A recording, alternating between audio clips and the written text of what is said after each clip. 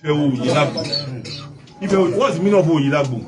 Survivors of the turbulence. What turbulence? Flood turbulence. Àwọn tó yẹ inú lásìgbò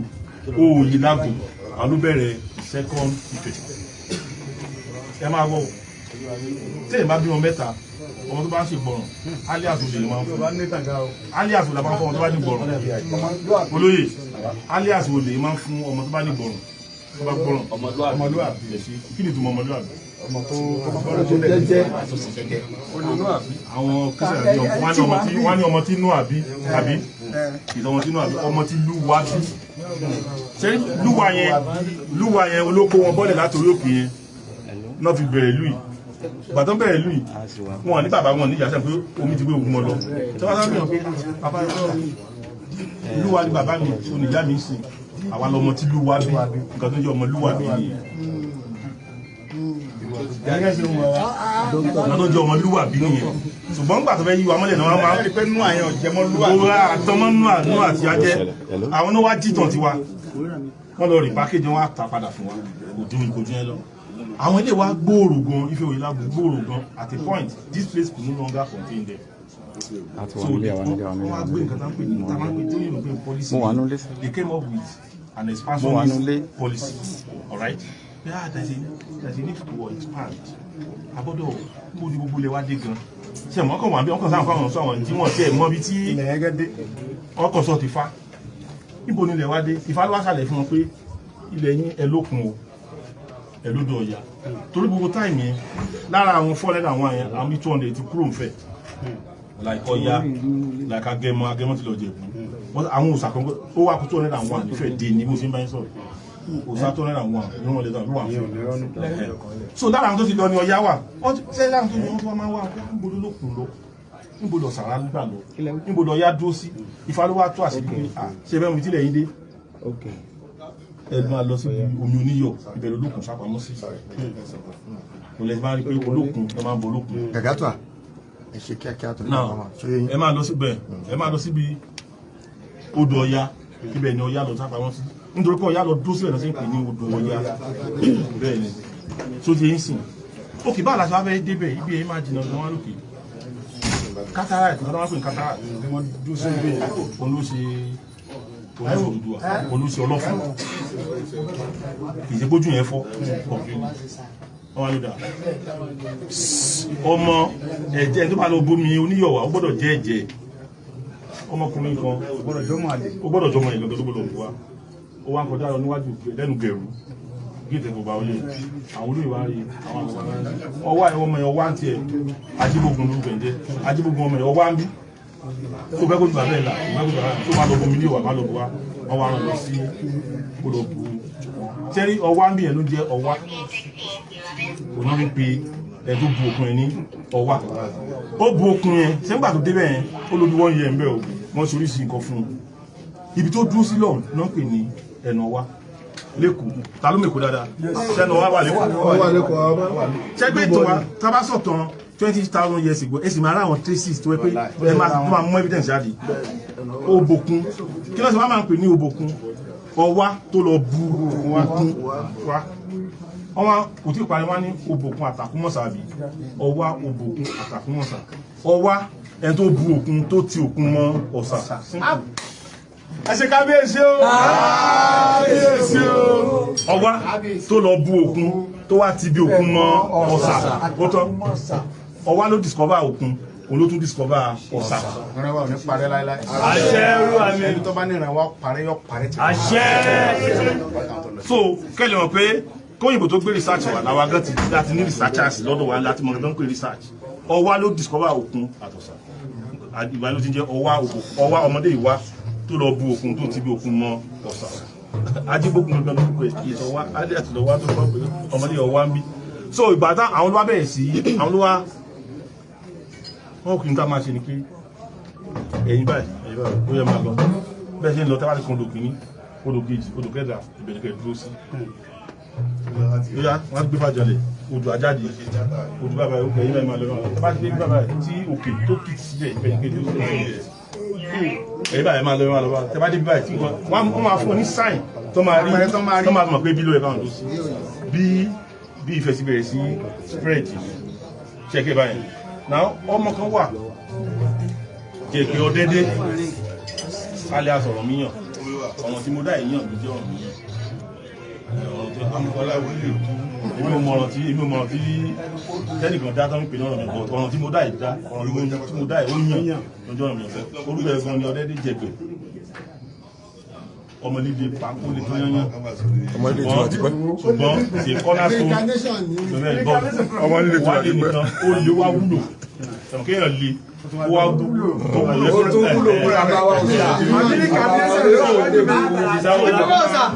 ibi tó bá lè náà máa ràn tí nǹkan bá fẹ́ dàrú ó náà máa fi kó lọ tí nǹkan bá dẹ̀ tó náà fẹ́ dàbẹ̀rù náà fi yá lọ fọ́ so ìgbà tí àwọn ìgòdòmígòdò tílẹ̀ wọn tó rújú pọ̀ wọ́n wá dífá wọ́n wá sọ wọn pé àìdí tí ẹ̀fí ní sinmi pé ẹ̀ládé kò sáṣẹ adé nìyí ẹ lọ gba àṣẹ adé ibi kan so ní ẹ̀dẹ́ ti ń gba àṣẹ adé ibi ìlú gbọ́dọ̀ níbí òyìn ní Ògìṣó tó bá rán àwọn èèyàn wá pé kán wá gba àṣẹ adé ní Ifẹ̀ nígbà tán dé àwọn fẹ̀ báwo tára àwọn ọba rán ọ̀rọ̀ mìíràn wọ́n ló máa lọ fún wọn ní royalty mẹ́rin you are going there to establish royalty wọ́n máa lọ dé wọn ládé ló máa lọ establish ìpínlẹ̀ pé ní ọba àwọn ohun tó bá ń bẹ̀ leader lásán náà ní Ògìṣó lẹ́ni leader wọn ṣe pé ibi tádé bá wà ṣe máa wà ń bẹ̀ á máa tùbà á máa túnṣe wọ́n á ṣòro wọ́n á ṣe gbogbo ẹ̀ ìgbà tọ́nà mi wá débẹ̀ ṣẹ́gẹ́ ẹ̀ǹkẹ́ mo ti sọ̀tàn ilé ìjọba yìí wọ́n wá tíì orúkọ ẹ̀kọ́ ní òye lágbọ́n tí ìjẹ̀sí fi Àkànlúbẹ́ kí ni wọ́n fẹ́ wá fi Àkànlúbẹ́ orí ẹ̀kẹ́ ìmọ̀ fi Àkànlúbẹ́ ní pé Ifẹ̀ ó ń kan ìlú bẹ́bẹ́ tó ń dá ìlú lẹ̀ kéékèèké tó ń dá ìlú lẹ̀ kéékèèké ìtumọ̀ pẹ̀ Ifẹ̀ táwa lè ní Ifẹ̀ Àkànlúbẹ́ ni gbàtọ́nà mi ò débẹ̀ ọ̀rọ̀ mi wá fẹ́ ọmọ kan ọmọ Ògìṣó yẹn ló fẹ́ ó wá bí ọmọ fún ọmọ yẹn wá jẹ́ nítorí pé nǹkan iṣẹ́ tọ́rọ̀ mi ò lọ sí ó rí ṣe ọwọ́ ẹ̀ka ṣe ọwọ́ ẹ̀ka ṣe tán fún ó wá sọ ọmọ ẹ̀ ní ọwọ́ mi ká ẹ jẹ́ ká wọlé alájà ẹ jẹ́ ká alájà wọlé kọ́ má bínú ká lè control crowd má bínú ẹ pọ̀ gan ẹ má bínú ẹ jẹ́ ká alájà wọlé tàbá sí bẹ́ẹ̀ ẹ bú ẹ ṣe sọ ẹ báyìí ká wá sọ pé mo bá gbọ́ àǹtá yẹn yóò lágbára so ìgòdòmígòdò yẹn ó wá sọ lọ́wọ́ mi ká torí iṣẹ́ tọ́lọ̀ ń gbélé lọ́wọ́ ló ṣe pàtàkì ká sọ gbogbo kìíní gan gidi tẹ́ bá sọ̀rọ̀ you must be talking with authority with confidence. ẹgẹ́ ní sìn tẹ́bánikẹ́ sọ túmọ̀ ìfẹ́ òye lágbẹ́ ti mọ̀ ìfẹ́ òdáyé ti mọ̀ ìfẹ́ Àkànlúbẹ́ ti mọ̀ sẹ́rí ìgòdòmígòdò yẹn ìlú ni ìgbà tọ́rọ̀ mi wá débẹ̀ ọ̀rọ̀ mi wá fẹ́ wọn ó sọ́rí ọ̀túnmá ìgòdòmígòdò yẹn ó wà sáàdì ilẹ̀ yíbo torí ìtàn kan táwọn arábẹ̀ yẹn máa ń pa ẹ̀tì ní kọ́lẹ̀ máa fi ẹ̀ máa rí ẹ̀tì ní kọ́lẹ̀ máa ṣe bá ń gbà kan báyìí ọba wọn ó bá ní ìṣàwọn olóyè kan láàfin nítorí pé mo kọ́ àwọn olóyè ẹlẹ́kọ̀ọ́ bí ó wá dùn pé àwọn jẹ́pọ̀ ọmọ ìkéré ló ń kọ́ àdúgbò ìlú tó bá ń gbà táwọn yẹn wá ní mo lẹ́kítọ̀ wọn ní gbogbo eléyìí ó wá dùn bàbá yẹn pé ilé ìkékeré ló ń kọ́ ẹ̀yìn olóyè mi èyí tó fi bá torí tí o jí pẹ̀lú ẹ̀ ṣe rí ìbátan mi wá fọ ọmọ inú ọwọ́ mi ká Ifẹ̀ wá ní ọmọ yìí o ti pẹ́ ǹtà tó ìdúgbò ọdún bíi 15 years máa bọ̀ lé ambassadorial assignment kí náà máa yé the record ọ̀rọ̀ yẹn was on an ambassadorial assignment so nígbà tó when the mission was accomplished Ifẹ̀ now recording back home so nígbà tó wá ń bọ̀ ó wá fún wọn ní ọmọ ẹ̀ ọwọ́ mi ká yẹn wọ́n ti ń pè ní ewé ká nílé tí wọ́n ó wá install wá ní kàn install ẹ̀ fún ó pàṣẹ pé tó bá ti ń lọ sùn ọmọ ẹ̀ ní kẹ́ install kẹ́lẹ́ máa forí balẹ̀ fún ìlú máa bẹ̀rẹ̀ sí túbà á máa tún sí àgbà náà ti ń dádé olóòjẹ́ pé ewé ká ní first ọba tó jẹ́ ní ilẹ̀ ó dẹ̀ bẹ̀rẹ̀ wá jẹ́ pé gbogbo ẹ̀rọ bá jọba ńlẹ̀ Benin ọmọ ọ̀rọ̀ míyàn ni ọba tó wà ńlẹ̀ Benin lé ní kò rújú kò náà lè parọ́ ó lọ́mọ ọ̀rọ̀ míyàn lò ó lọ́mọ òdúdó àdẹ̀lú bó sì rí ni tó yé ìsìn so bílẹ̀ ìwá sí bóyí pé ṣẹ́rí a lọ sí Uganda láìpẹ́ ní last year the president Yoweri Museveni hosted us so Museveni wá sọ fún wa wípé there is a tribe tó ń fẹ́ kí bàbá rí nílùú wọ́n pe tribe yẹn ní Luo L-U-O ẹ máa gbọ́n sí o ṣẹ́rẹ́ àwọn ọba image àwọn ọba tó jẹ́ yẹn òòṣà kan wà bí morúkọ òòṣà yẹn kí ló sà tó máa ń yọ sí ọ̀nà lójú àlá yẹn tó máa ń jáde sí ọ̀nà lójú àlá mẹsẹ̀ bá ń bèèrè náà òòsà ojú àlá yẹn tó bá rí ìbílẹ̀ bá ń bèèrè lọ́wọ́ yẹn òòsà yẹn tẹ bá fẹ́ bẹ́ẹ̀ tó wà sí tẹ bá fẹ́ rí ẹ̀ tó ń jẹ́ aládìkún gangan ẹ fẹ́ rójú ẹ̀ òòsà yẹn lè máa ó wà lára fún awádá máa sọ fún wa awádá sọ fún wa ó wà lára 401 yẹn ẹ kàn ní láti consult ẹ kẹ́ gbogbo tó wáyé kó ṣe aládìkún gangan máa jáde sí yẹn máa rí tẹ máa sáré yà kó ṣe rí òòsà yẹn náà lò fún píkì fún Facebook àwọn tó jẹ ní Uganda. no níbí báyìí sẹ́wájú nígbà tá a lọ Uganda yẹn mo fẹ́ sọ̀tàn lúwo lẹ́yìn wò yìí lúwo ní obìnrin kan tó jọba bàbá yìí wá sọ fún wa pé president sọ fún wa pé òun fẹ́ kọ́ òníra àwọn èèyàn òun bí báyìí pé wọ́n ti kọ́kọ́ máa ń yọ̀ lẹ́nu pé Nàìjíríà làwọn ti wá pé south western part of Nigeria làwọn ti wá olóbi ìyá tó bí Adékọ́lá ní Adékọ́lá Tẹ̀lú tó jẹ́ the first Olúwo kó tó di pé ìtì ìṣẹ́lú wòrò débẹ̀. ọmọ ẹ̀dọ́ wọn lọ tẹ olótẹ ìwòdó ṣùgbọ́n nǹkan tó ń sọ fún wa ni pé àwọn ìmárùkú nìkan ni ó bí ara ó láwọn ẹ̀gbọ́n tẹwàá láwọn ẹ̀gbọ́n nígbà tó ìjọba tán gẹ́gẹ́ bí ìtàn tán sọ fún wa lọ́hùn wọ́n ní ẹjọ́ ariwo pọ̀ ìgbà tí àbúrò bàbá àwọn jọba inú wa bí àwọn bàbá àwọn méjì làwọn bàbá àwọn tó kù yẹn àwọn ẹ̀gbọ́n yìí àwọn àkúsí àwọn alọ́mọ àtẹ̀lébà fún ọmọ yìí no ṣẹ́rí ìyá ìbímọ ok ó wá fọmọ ẹ̀ jẹ ọmọ ẹ̀ ó bí Adékọ́lá Tẹ̀lú ó wá fi jẹ Olúwo